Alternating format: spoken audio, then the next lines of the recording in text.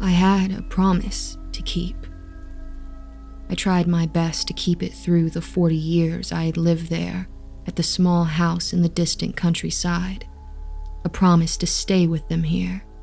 The promise to be with them even after this mortal life. I think I kept my promise well. Here I lay, with my dimming eyesight and the slow breathing in my small house. No, I was not alone there. My children were there with me. I was happy through that pain of death because that pain was my gateway to be with them forever. The heartbeat dimmed. I could feel my heart getting slower and slower with every beat, and the cloud in my eyes would reveal the silhouettes with each tired blink. I was able to see them. Finally, I was able to see them, both of my children, to whom I never gave birth. In my last breaths, I must tell you my story.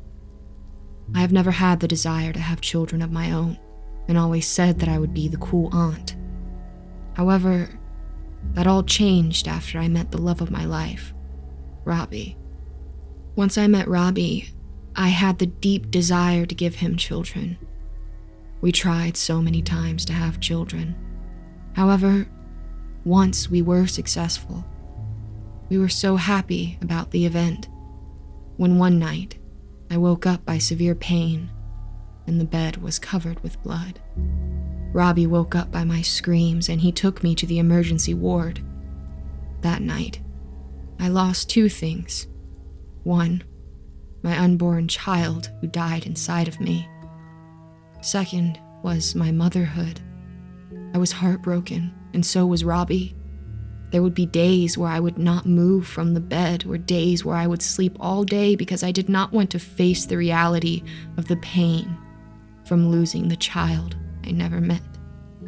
A month later, Robbie thought it would be a good idea for us to move out of that house that had that painful memory and to move out into the country to a small farmhouse. I agreed, hoping that the pain that house kept would go away. When we moved to that small farmhouse out in the country, things were looking bright for both of us, until strange occurrences started happening in that old farmhouse. At night, when Robbie and I would stay up reading in our bed, we would hear little footsteps outside in the hallway. We started to become aware of a presence with us in the house. Sometimes, when I was home alone cooking dinner for when Robbie would arrive home from work, I felt as though someone would be watching me. Whenever I turned around, no one would be there. I got goosebumps quite frequently. Sometimes when Robbie had to do night shifts and I was left alone at night, it would feel as though there would be something standing by the corner of my bed, like something was so curious about me. I could feel the curiosity of the unseen presence. It became more visible when we started to hear distant giggling of two young kids.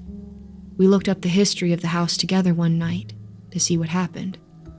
It turns out that a couple had two children of their own, but someone broke into the house and killed their kids after abusing them. We were heartbroken at the incident, and I nearly cried at the fate of those poor kids. My unfulfilled desires of becoming a mother made my mind numb, and all I could feel was pity for the dead kids. I wish I could hug them or somehow provide them with some solace. I told Robbie maybe what we were feeling or experiencing were the children. Perhaps the souls of the children were seeing if their parents had come back for them. He said that was ridiculous. Days had passed since we looked up the history of the house, and the activities in the house started to be more animated. Something changed now. My fear was subsided, and a strange feeling took over me. It was an unseen attachment to the unseen creatures of the house. Sometimes I thought I would see something out of the corner of my eye, or see something just turn around the corner. I would look, but nothing was there, almost like a game of hide and seek. Remembering the child I lost, I grew to love the thing that crept in our house, almost like it was my own child, and they almost became my own children. They were always mine, just waiting for their mother to come to them. When Robbie would leave, I would call out to the children, come out wherever you are."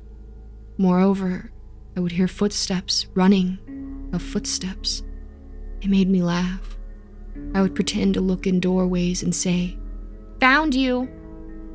At dinner time, I would tell Robbie of the games I played with our children. I'd never felt so distant from Robbie. Perhaps it was when we started to grow apart. He would say, "We don't have children, Carolyn." He was wrong. I knew that made my children mad. Doors would start to slam on their own when he was around. "You've made them mad," I would tell him, but he never listened to me. After a while, my husband Robbie left me. He said I was crazy and delusional. However, after he left, the children calmed down. No more door slamming. I would actually hear them laugh placidly now more often. I promised them that I would never leave them or let anyone harm them. I kept that promise and took it to my grave.